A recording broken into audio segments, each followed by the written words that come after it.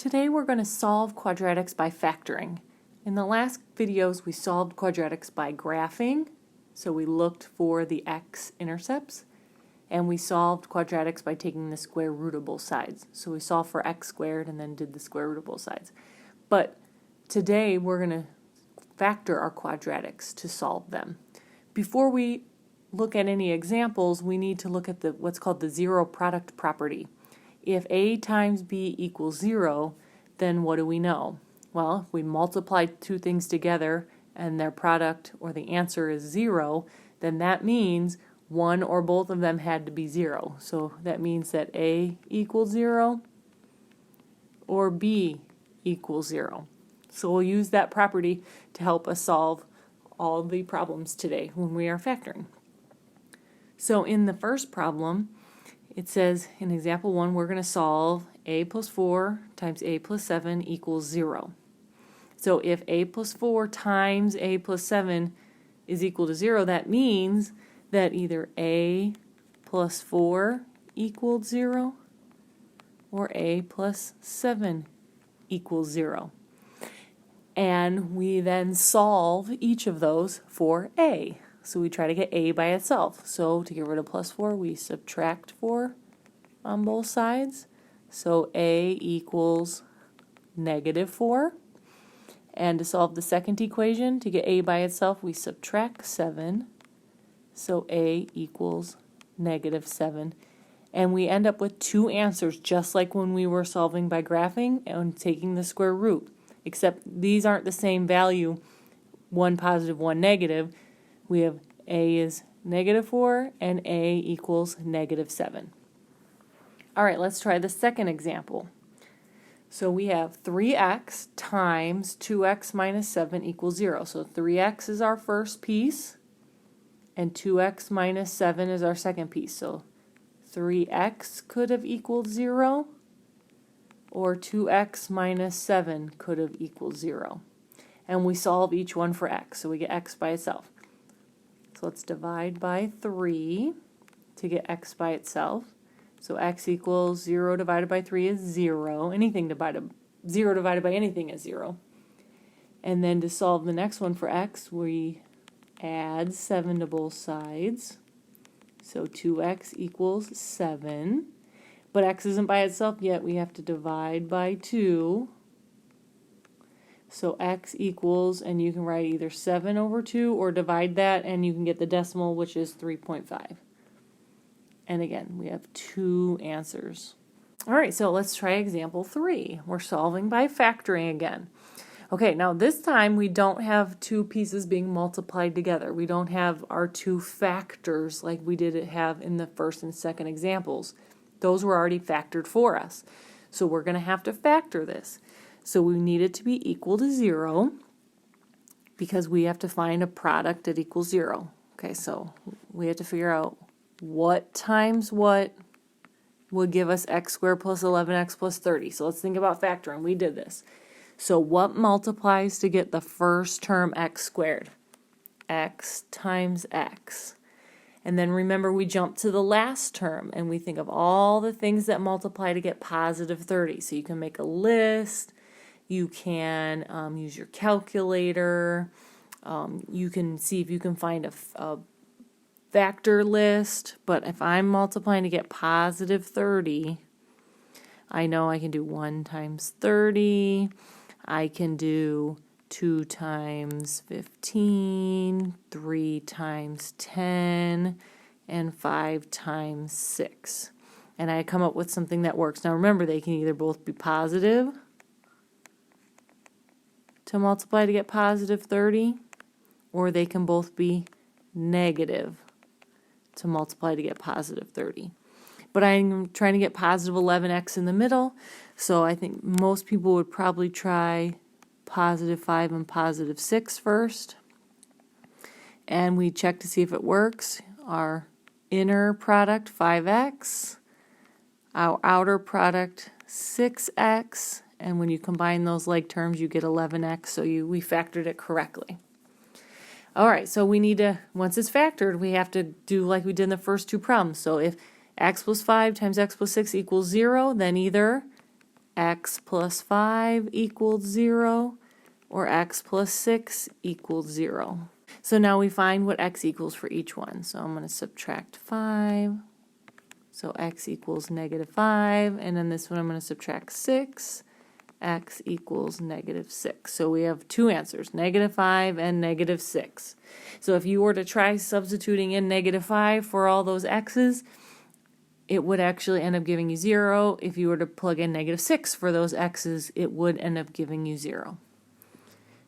All right, so let's try example 4. So again, we're solving by factoring, and we do want it to be equal to 0. I know that in some problems we do, some problems we don't, but in factoring we do want it to be equal to 0. So we have to see what multiplies to get it. So we have to multiply to get 2x squared. So that's 2x times 1x is 2x squared. I jump to this last term, and I'm thinking of all the things that multiply to get positive 3. And I don't have to make a list. I know it's 1 and 3, or we can switch it and put 3 and 1. So I can try in either spot. So if I try positive 1 here and positive 3, and I check my inners, and I check my outers, and I add my like terms, it does give us 7x. Now if we had tried 3 in the first spot and 1 in the second spot, it wouldn't have worked because we would have ended up getting 5x in the middle, and we would have had to try again. So remember, if it doesn't work, try switching them. And now from here we solve. So the first parenthesis could be equal to 0. The second parenthesis could be equal to 0. And we solve for x. So subtract 1. And then get x by itself, divide by 2. So x equals -1/2. If you said -0.5, that's correct as well. And on the second one, subtract 3. So x equals -3. And those are our two answers. Okay, so let's try example 5. So again, it's equal to 0, and it needs to be. And we are going to try to factor that, right? I don't see any parentheses yet, it's not factored. So I have to try to figure out what multiplies to get it. But noticing there's no middle term. There's no just regular x term. So if we want to put that, you can put 0x in the middle. So we're trying to get 0 in the middle. All right, let's try factoring this. So what multiplies to get the first term? That's x and x. And now we're trying to multiply to get -36. So if I'm getting a negative number, one of them needs to be negative and one needs to be positive. So I tried -1 and 36. I can try, let's see, -2 and 18, -3 and 12. -4 and 9, and -6 and 6. And I can always switch the order and switch which one is negative. So when I try them, let's see, what if I try -4 and +9? It gives me -4x and 9x, which is 5x. That didn't work. I didn't get 0. Okay, so that did not work. All right, let's try again. All right, so this time, let's try -6 and +6. Okay, so let's see if this worked. -6x, +6x. Yep, that combines like terms to give you 0x. So x minus 6 equals 0. X plus 6 could equal 0. Solve. So x equals 6,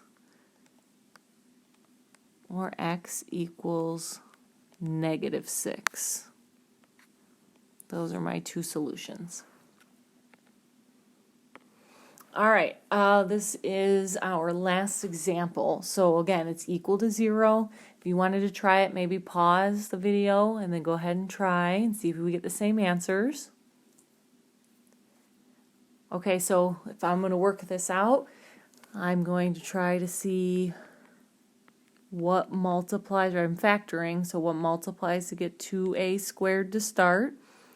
So 2a times a, and now I jump over here to the positive 5, and I know 1 times 5 and 5 times 1, but I notice there's a negative in this problem, so I really need to use negative times a negative. So maybe negative 5 times negative 1, or negative 1 times negative 5. We'll have to figure out which way is going to work. So let's try the negative 5 and the negative 1. So I have negative 5a, negative 2a, negative 7a, it worked. All right, so 2a minus 5 equals 0, and a minus 1 equals 0. I'm just setting each parenthesis equal to 0. Now solve for a.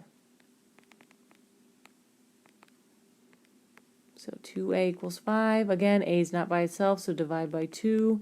A equals 5 halves, 5 over 2, or maybe you divided it and got 2.5, that's fine. Okay, I'm adding 1, so a equals 1. So those are my two answers. Again, anytime you want to check, you can plug them in for the variables, so plug in 1 for both a's in the problem, and you should get 0. Plug in 2.5 or 5 halves in for the a's, it should end up giving you 0.